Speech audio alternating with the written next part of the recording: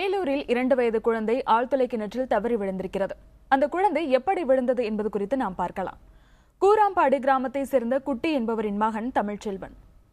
குட்டிக்கு சொந்தமான விவசாய நிலத்தில் 2 வயது குழந்தையான தமிழ்ச்செல்வன் இன்று காலை விளையாடிக் கொண்டிருந்தது. அப்போது அருகில் மூடப்படாமல் இருந்த 450 அடி ஆழ ஆழ்துளை கிணற்றில் குழந்தை தவறி விழுந்தது. தற்போது 20 அடி ஆழத்தில் சிறுவன் சிக்கியிருப்பதாக தீயணைப்புத் துறையினர் தெரிவித்துள்ளனர். 2 பொக்லைன் இயந்திரங்கள் மூலம் ஆழ்துளை கிணற்றுக்கு அருகில் 6 அடி இடைவெளியில் மற்றும் ஒரு பள்ளம் தோண்டும் பணிகள் நடைபெற்று வருகின்றன.